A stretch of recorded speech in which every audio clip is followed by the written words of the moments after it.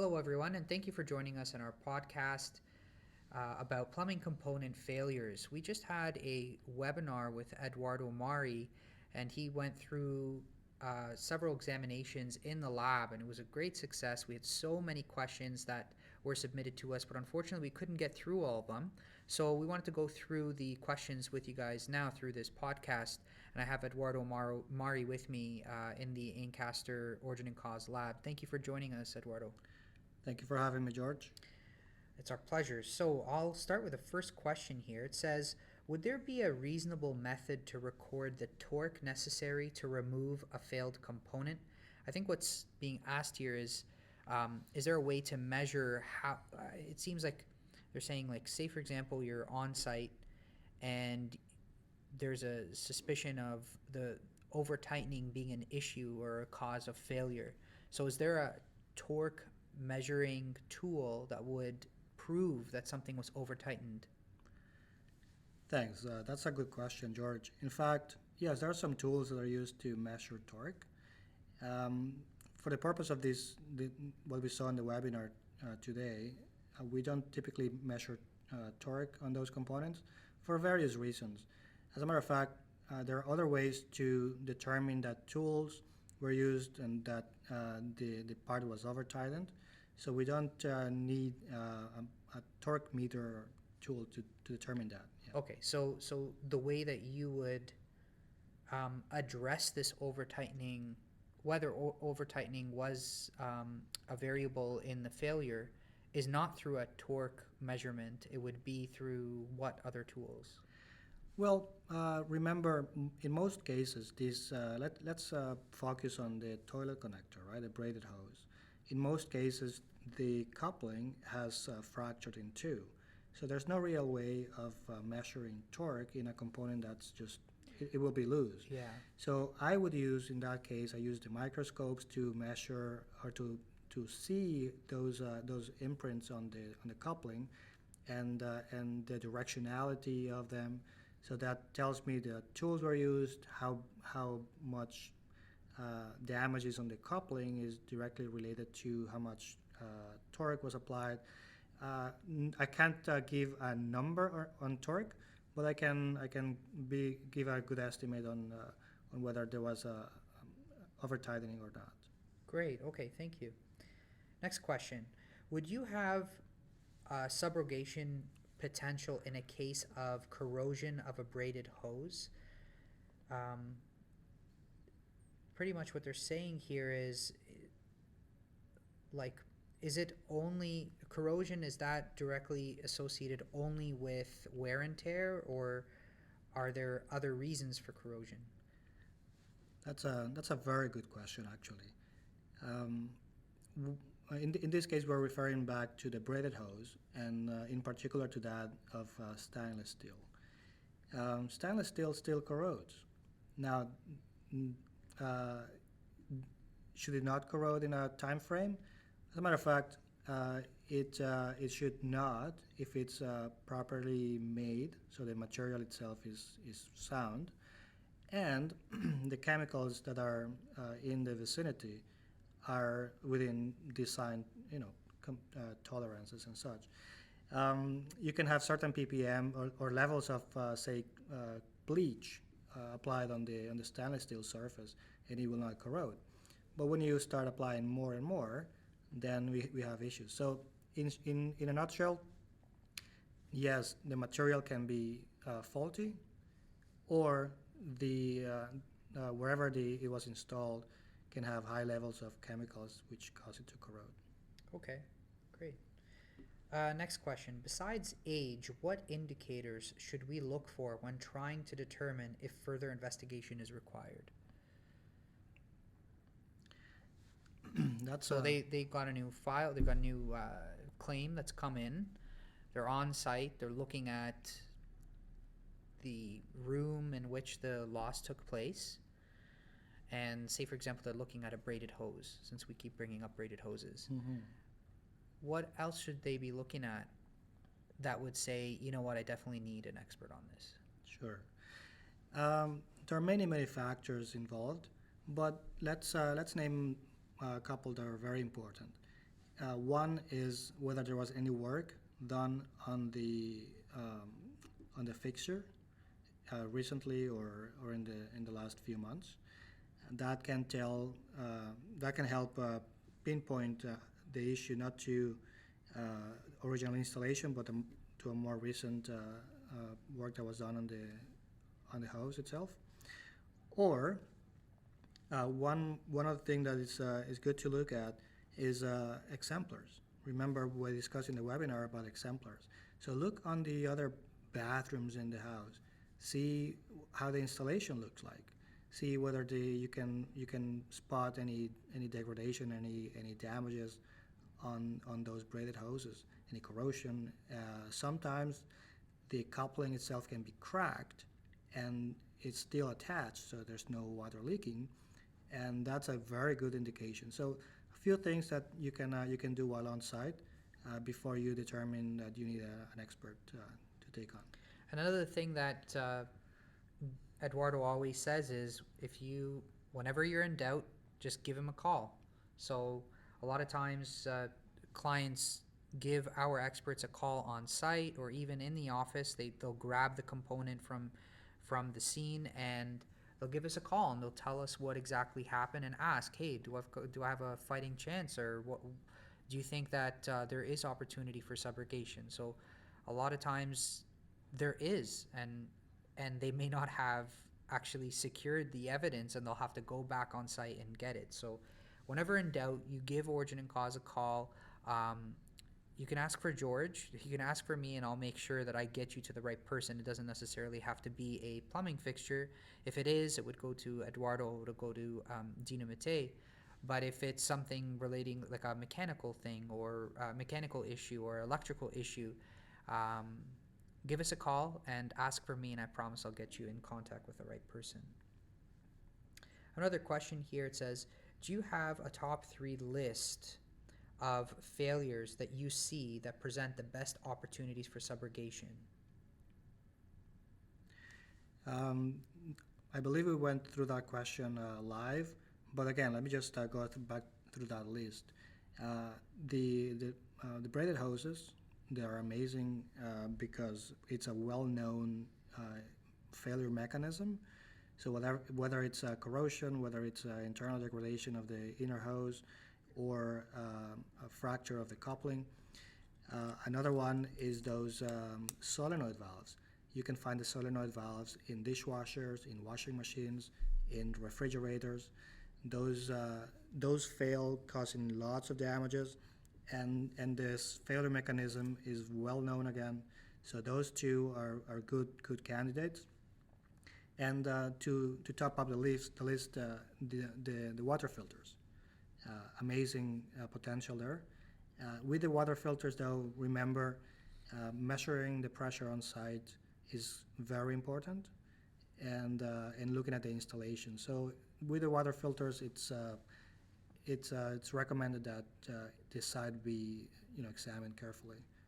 As opposed to just sending it over to us in the lab and for us to take a look at it in the lab, you'd rather have it in situ, on site, so you could take a look at it, measure the water pressure, right? Exactly. So the installation, make sure it's connected properly, make sure the water pressure is within limits.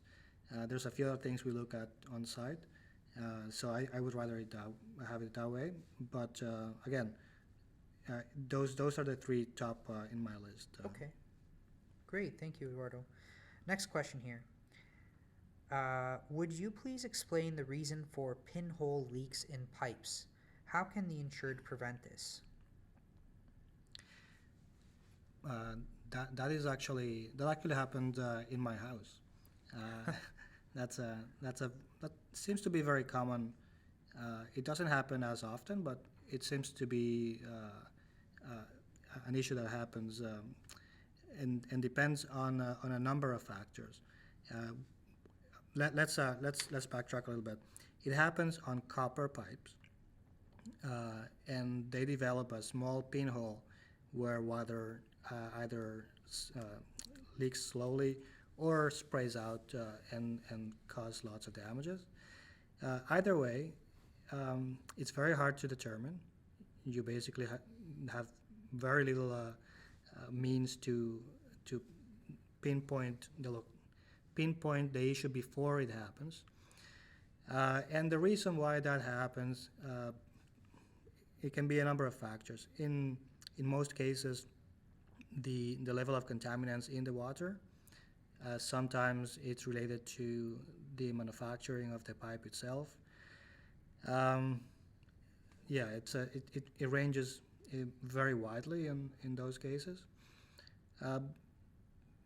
But essentially, what happens inside the pipe is there is a corrosion cell or a bacteria colony that deposits on a particular location on the pipe, and then that starts to create or deplete the area, and there's a small pit that starts to grow from the inside of the pipe out, and then in the end you see a tiny pinhole on the outside, and it's leaking either a little bit or it just bursts and you get a spray of water coming off that Interesting. So is there any way anyone can prevent this from taking place? pipe. It's a very complicated issue because oftentimes the pipes are, hidden behind the walls. Flushing the system is crucial after installation. So once the builder, the installer, has completed the installation, the system has to be flushed. So any excess solder or flux used to join the pipes and the fittings is flushed away. When they don't do this, there's an increased chance that a pitting develops on the pipes. So proper practices after installation are critical. Okay, that's interesting. Great, thanks, Eduardo. I've got another one here. I'm interested in the installation error on.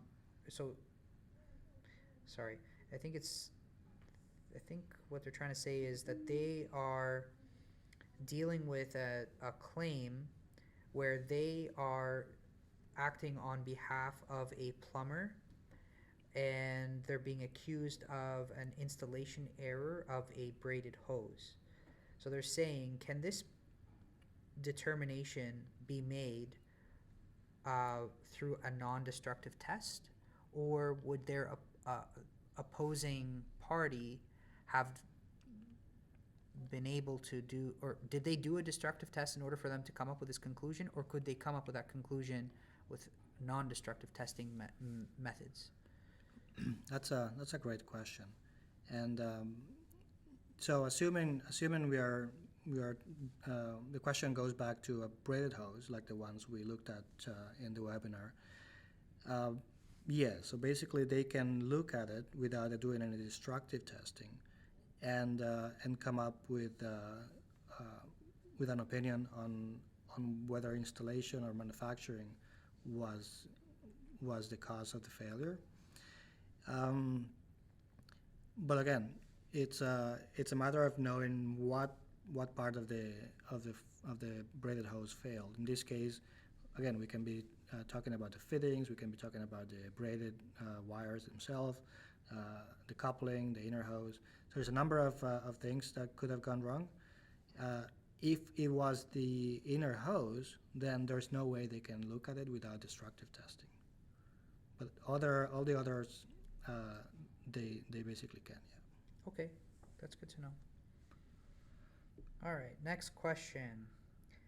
Any plans for an origin and cause BC location? We need you. Well, I guess that question's not for you, Eduardo. Well, as a matter of fact, a couple of months ago, I was in Vancouver for a joint examination. Oh, okay. So we do cover all of the country when it comes down to very specialized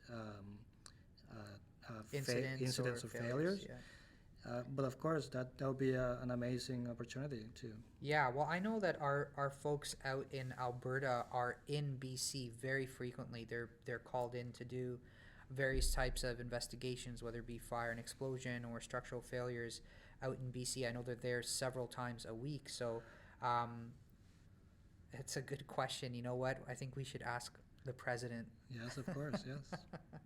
um, but thank you for your support. I appreciate that. We'd love to be able to assist you. Next question. You identified manufacturing or design defects and installation issues, but can you advise other potential causes of failures for water hoses? Sure. Um, so yes, we talked about installation issues, we talked about manufacturer and defects and deficiencies, and one thing that, sorry, I'm missing one from that list. Installation, Manufacturing and design and design. defects. Yes. They're saying another person has the exact same question, and obviously relating to freezing, but that's not in water hoses. But they're saying I have a claim in which the manufacturer lists water hammer, long-term high pressure, and impact as a possible cause of a failure. Would that be relating to water hoses or another type of component? It could. Now, let me just complete the first part of the question. Sure. The basic three parties on a braided hose, the basic three parties that could be involved are the installer, the manufacturer, and the user. If, like I said before, if you apply bleach on the braided hose day after day, it's going to corrode for sure. So, and then coming to the second part of the question on Like, on are there whether, any other causes? What other causes are there? yeah, they're talking about water hammer. Yes, water hammer can be an issue, and that's why whenever there's a suspicion of that, it can be further investigated on site. We have specialized equipment that measures pressure spikes within the system and can determine for a fact whether there are some water hammer issues in that location. Now, when it comes to hoses, remember the hose is flexible in a way, and that flexibility in the hose is going to absorb some of that water hammer effect. What's a water hammer? A water hammer is a sudden spike in pressure, and like with any plumbing component, a sudden spike in pressure can cause it to break suddenly. But again, looking at the component, at the failed component, can help you identify whether that was the case, a sudden failure, or a more of a developing issue within the plumbing fixture or fitting, leading to the failure. They're also listing long-term high pressure. So, water hammer and long-term high pressure are two different things, right? That's right. Now, when you combine the two, say your component, let's talk about a water filter. So water filters, they're typically rated for 100 psi or 125 psi. But let's say 100 psi. So if the location, if the water pressure at the location is 100 psi, then a water hammer or a pressure spike would impact that component more severely because you're already at that limit. When the maximum pressure of the component lists 100 psi, that doesn't mean if you go 101 it's going to break. There's a lot of safety factors involved. So what that means is the component can sustain normally 150. It's not typically a 50% over that. Over the threshold they've Over the indicated. threshold, yeah. But if you're going to be continuously operating that component above the limit, then that can cause damages indeed. Interesting. That's an interesting one. Okay, next question. How important is quality of the water regarding equipment failures for hoses or filters? Quality of the water is a very interesting topic. Now, whenever a manufacturer designs, say, a hose or a filter, they have to design considering a wide range of water qualities and chemicals in the water. But again, not all the water comes from the same source. In some cases, water is sourced from a local well, and that water can have other contaminants that are not typically found in domestic water sourced from the city. So I'm not too concerned about those contaminants, but they could potentially play a role, but it's a minimum chance that that's going to happen. Okay. Next question. What are you seeing with plumbing products coming from outside of North America? That's a very good question, and a lot of people have concerns about that. Remember, a lot of the components we see in the North American market are manufactured outside of North America, or even a subcomponent within that part. Yes, there's certainly concerns with the quality. Most of the big companies, they have good quality controls. From time to time, we do see batches that have issues, but for the most part, if they comply with the requirements in the Canadian Standards Association or the UPC, and if they are within, and if they comply with all of the requirements to be here, for the most part, they're okay, and I wouldn't have any issues with that. Okay, cool. There's another one another question that came in.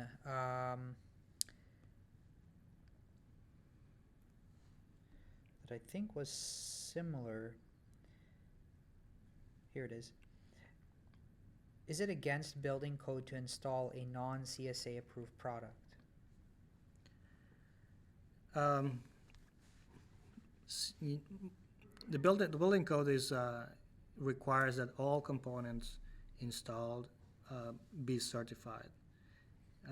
There's many bodies that certify components, and for the most part, we see that the components come with a label or a engraved marking, pointing back to who manufactured it or who distributes it. But yes, if you don't have those markings in it, they shouldn't be installed. They shouldn't be sold in North America. They have to be certified by one of the different bodies certifying products here. Okay.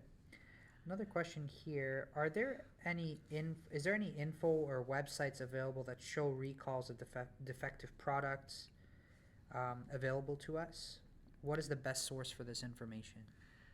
As a matter of fact, yes, there are some sources out there that you can use to find recalls. For Canada, let me just check down here in my computer. For Canada, there is a Healthy Canadian Living. Just a second. Yes, for Canada, there's a healthycanadians.gc.ca. That will bring you to Government of Canada website where you can search for different recalls. For the American market, and we can use it as well, there is recalls.gov, and you can also search for different products that have been recalled, and you can also subscribe to their emails and get updated or updates regularly. Great.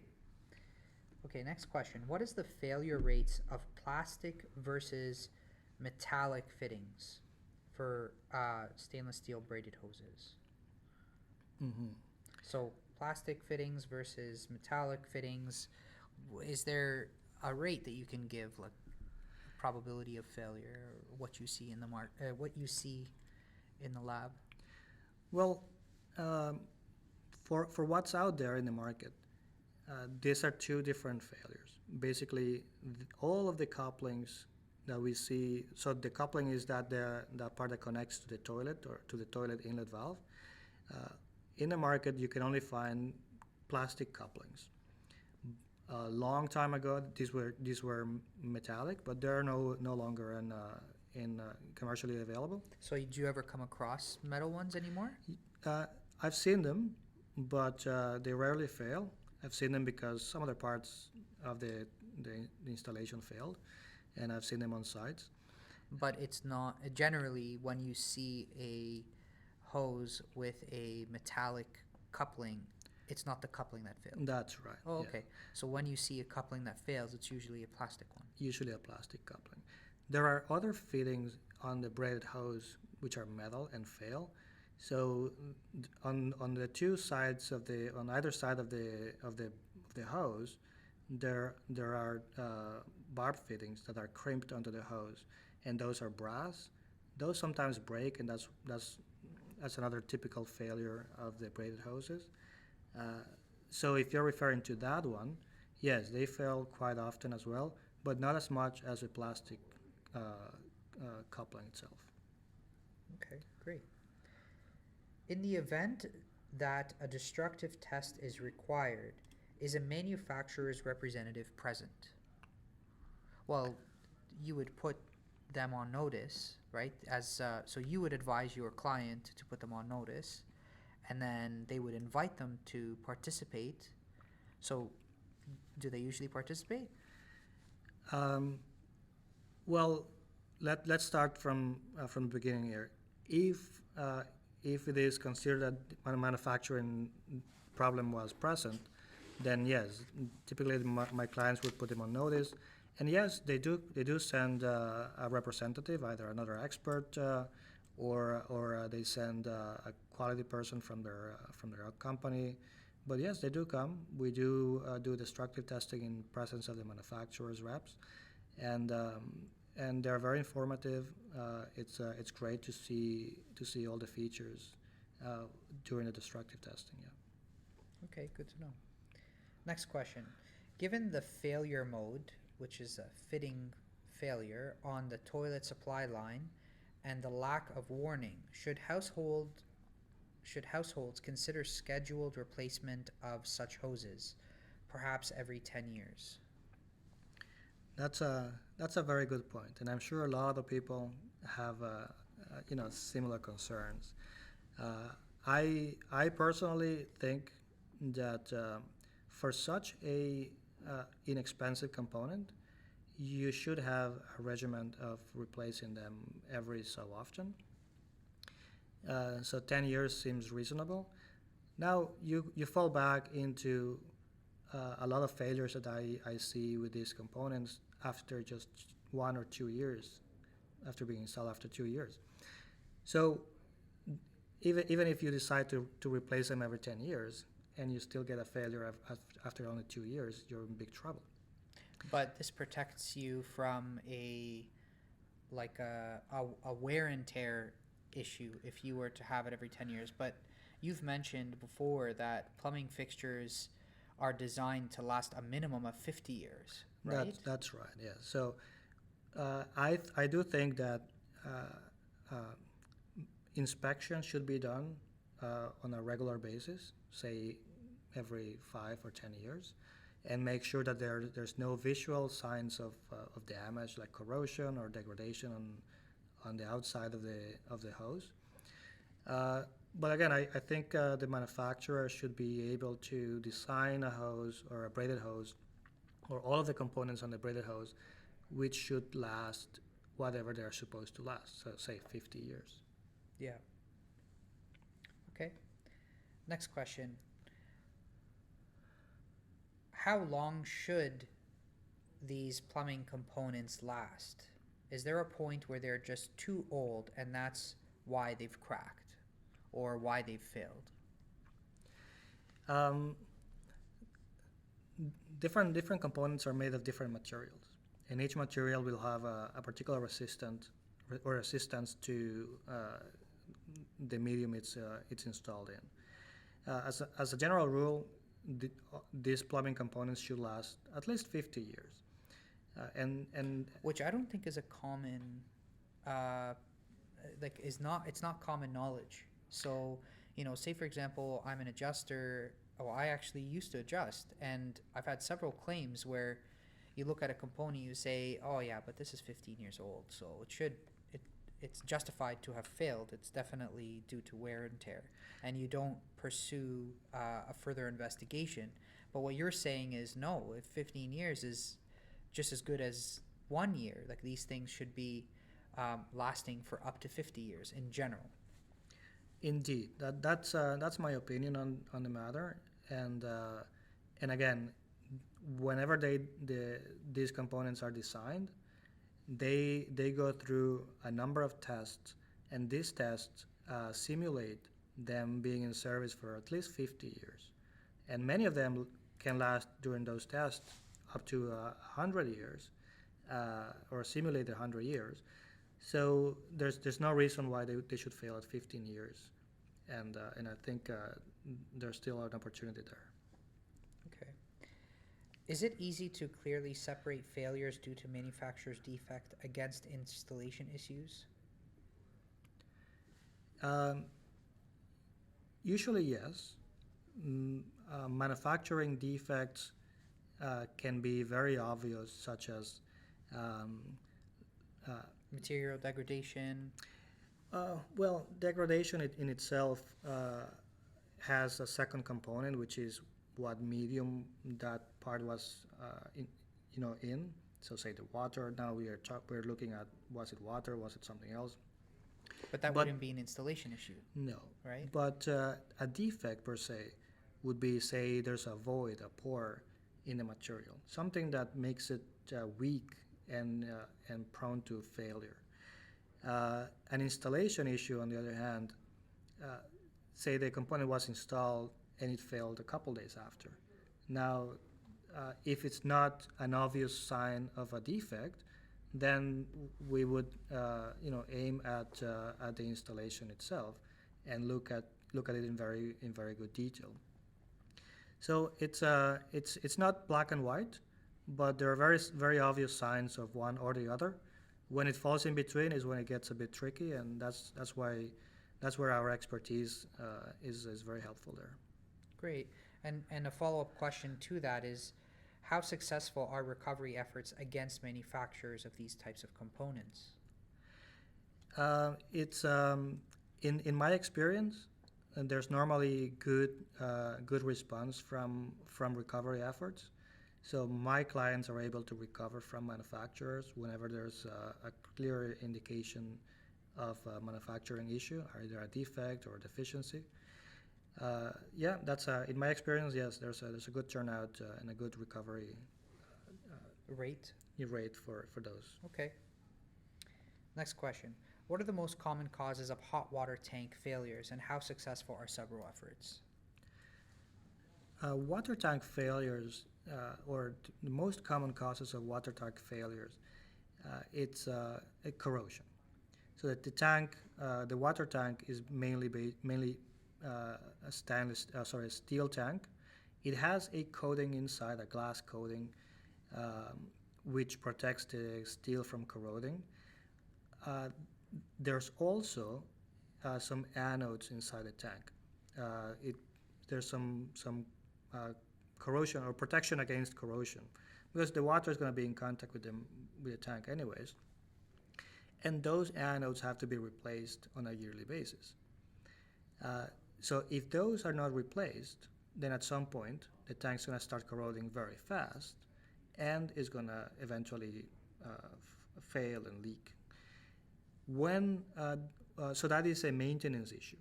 If the tank is owned by the insured, then it falls on his lap. If the tank is a rental or owned by a third party, then they are supposed to be doing that maintenance. So if we can see the fine print in this and determine who should be doing what, or the maintenance in this case, then we do have a very good opportunity to recover there. Interesting. Okay, last question. Is it not possible that sometimes the cause is simply wear and tear? Like over a 20-year-old hot water tank, for example?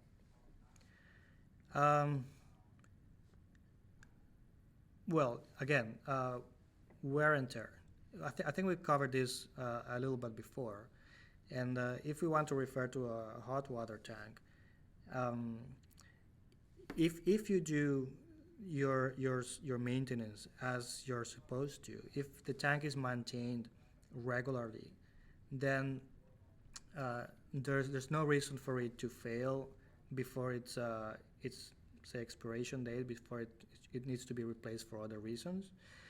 Uh, but the water tank is a bit of a complicated one to visualize any damages, because pretty much they are wrapped in insulation and then they have a casing on top.